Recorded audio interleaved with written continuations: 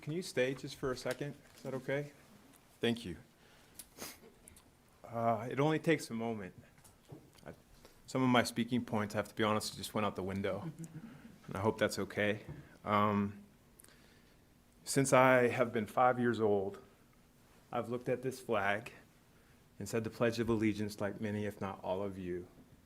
And if we think about the closing of our pledge, when we talk about being indivisible with liberty and justice for all, liberty and justice is not possible without health.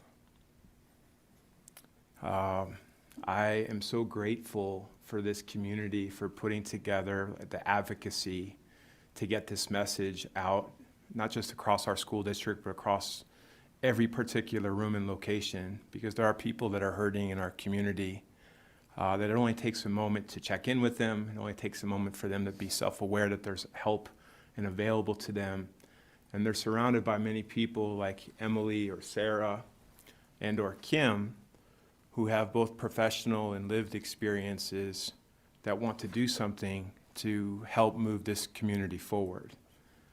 Kim, I'd be remiss if I didn't just say thank you for showing such great strength this evening, and courage and vulnerability in telling your story. There's a lot of significant conversations that are happening across this district every single day. And what you all embodied alongside our students as we're celebrating biliteracy. You think about when philanthropy came together with our higher ed institutions at Colorado State University. One of the things that resonated with me from that little presentation was they provided supplies for 20% of our students. And what I heard them celebrate is they recognized that they were able to fulfill 100% of the need. Ladies and gentlemen of our community and members of our board, we can't ignore our data. Our students are hurting.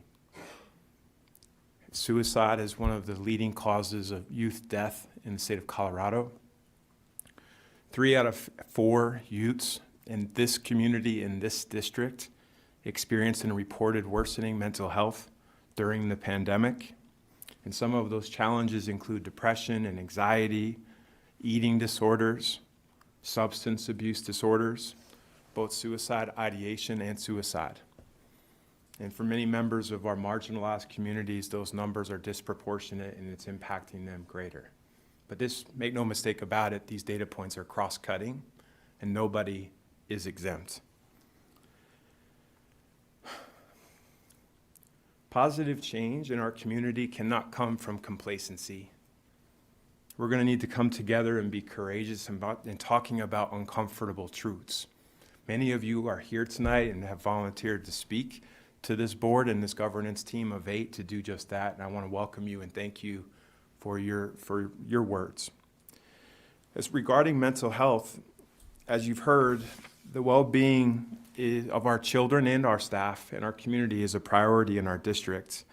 Tonight we're going to be sharing more around how we collaborate across this district and our community to support students and staff and their families, but there's a lot more work to do, and I think we all can agree to that. We're committed to strengthening and growing this community and the partnerships in these particular areas, but the challenges that our kids are facing today are different than what we faced as adults growing up as young people. Society's different. Technology has changed so many different things that we're talking about, the things that they're struggling with, and getting back to continuing to promote a healthy human dialogue even when we disagree has got to continue to remain mission critical in this system. For those of you who are here tonight, not only are you going to hear more about our mental health support resources, but you're also going to continue to be invited to engage in our strategic plan development efforts. We'll orient everybody here and across the community around what those efforts are. I'm really proud of the staff's efforts to actually right now, I think it's at Lesher Middle School, our first Spanish-speaking engagement session around the development of our strategic plan is happening as we speak. We will launch our first strategic plan development session in English later on this week on Thursday at, I believe, our new high school in Wellington. And I really want to make sure every member of our community realize, regardless of your mindsets, values, and beliefs, that you're invited and welcome to advocate for your community, your children, in this school district, in this particular space. There's a lot of courageous people that are trying to do a lot of adaptive work that there is no technical solution for. And I'm just so proud to be a part of it. Some of those challenges persisted over last week as well, as we talked about what was at that time the elephant in the room, the temperatures in our classrooms. Those types of conditions are not just about creating programmatic offerings that are engaging to our young people or making sure that they have backpacks or access to mental health resources and supports, and we work together to destigmatize those supports. But sometimes even the actual just temperature conditions in our rooms make it very difficult for learning. We are continuing to explore options and opportunities to identify the true costs of bringing the 33 of our 55 schools who currently do not have air conditioning, which I would tell you is now 35 as a result of 2 HVAC systems being overworked and no longer working at 2 of our schools. We're going to need community support to improve those conditions. There's been a lot of conversation on social media around thinking about that through the lens of just adjust the calendar to after Labor Day. Well, last week I believe was after Labor Day. And so this global, phenomenon of heat and climate change is no joke. We're going to need community support to identify not just what those total costs are, but in order to actually operationalize improvements in all of these respective areas, there's one way that we're going to accomplish it, and it's together.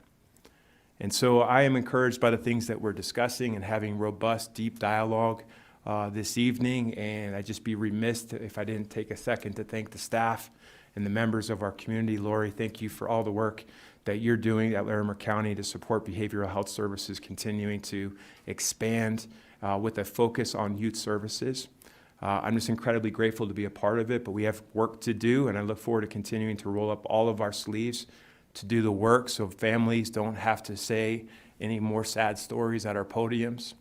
We don't have to be saying our apologies and sending our prayers, that we're actually talking about and celebrating the actions that this courageous community is willing to take. So thank you, everybody, and thank you for the time tonight.